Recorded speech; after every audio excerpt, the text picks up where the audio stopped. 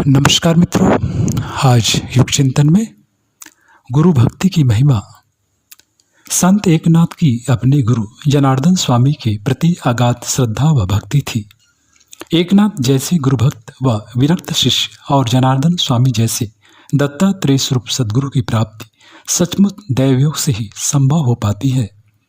पूर्वाभ्यास के फलस्वरूप निष्पाप व निष्काम हुए एकनाथ को सदा ब्रह्म में लीन रहने वाले जनार्दन स्वामी ने अपनी ओर सहज ही आकर्षित कर लिया था।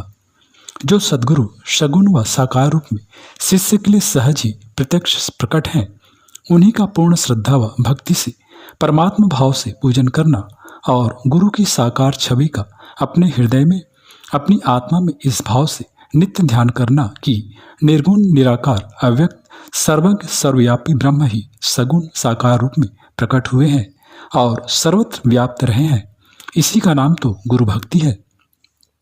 गुरु में सदैव ब्रह्म को देखना और ब्रह्म को गुरु में देखना, यही अद्वैत दृष्टि तो शिष्य को निहाल कर देती है, उसे ब्रह्म दृष्टि प्रदान कर देती है, जिससे शिष्य ब्रह्म भाव में स्थित गुरु का पूजन दर्शन व ध्यान कर निश्चित ही सहज ब्रह्म प्राप्ति अथवा ब्रह्म बोध पा सकने में समर्थ व सफल हो जाता है। एकनाथ भी ऐसे ही शिष्य थे, जो गुरु को सदा अद्वैत व अभिन्न दृष्टि से देखते थे। गुरु सेवा के प्रभाव से ही संत एकनाथ ने यह अनुभव किया था कि गुरु सेवा से ही चित्त चिद रूप होता है, चित्त ब्रह्म रूप होता है और एकत्व अद्वैत का उदय होता है, और तब द्वैत रह ही नहीं जाता। तब शिष्य को सदैव अद्वैत की अनुभूति होती है, उसे एकत्व की अनुभूति होती है, उसे जीव और ब्रह्म में एकता अभिन्नता व अद्वैतता की अनुभूति होती है, उसे आत्मा और ब्रह्म में एकत्व की प्रत्यक्ष अनुभूति होती है और आत्मा में ब्रह्मानंद की अनुभूति सदा सर्वदा के लिए बनी रहती है। गुरु कृपा से ही संत एकनाथ को श्री दत्तात्रेय भगवान का दर्शन प्राप्त हुआ था और उस दर्शन से ही उन्हें सारी सृष्टि को अद्वैत रूप से देखने की अभिनव दृष्टि प्राप्त हुई थी। गुरु के हर आदेश को वे ब्रह्म का आदेश मान उसे पूर्ण श्रद्धा भाव से संपन्न किया करते थे। गुरु के कहे अनुसार वे सतत भगवत ध्यान स्मरण भजन सत्संग स्वाध्याय करते रहे। गुरु का आदेश पाकर उन्होंने तीर्थ यात्राएं की, भागवत ग्रंथों की रचना की और गृहस्थाश्रम में रहकर साधनाएं की। सच्चे मन से भगवत भक्ति गुरु भक्ति करते हुए आसक्ति व कर्तापन का त्याग कर व्यक्ति गृहस्थाश्रम में भी सहज ही भगवत प्राप्ति कर सकता है। यह संत एकनाथ ने अपने जीवन में प्रत्यक्ष कर दिखाया। गुरु सेवा के प्रभाव से ही एकनाथ स्वयं ब्रह्मस्वरूप हो गए, अनुभव रूप हो गए, संत हो गए, चलते फिरते तीर्थ हो गए। एकनाथ का यह अनुभवजन्य उद्गार है कि ध्यान में गुरु का ध्यान करने से चित्त चिद रूप हो जाता है, काया ब्रह्मभूत हो जाती है और आत्मा ब्रह्मानंद से आह्लादित हो उठती है। धन्य है मेरे गुरु जिन्होंने मुझे देहातीत भगवान दे दिया।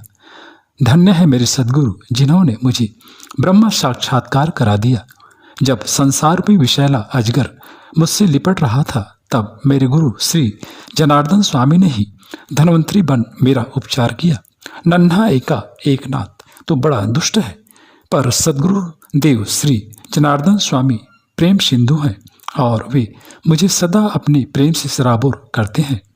संत एकनाथ कहते हैं कि मेरे लिए तो मेरे सद्गुरु श्री जनार्दन ही वेद हैं, उपनिषद है, पुराण है, गीता है, योग है, तप है, जप है, सारे धर्म कर्म है और सब कुछ जनार्दन ही है।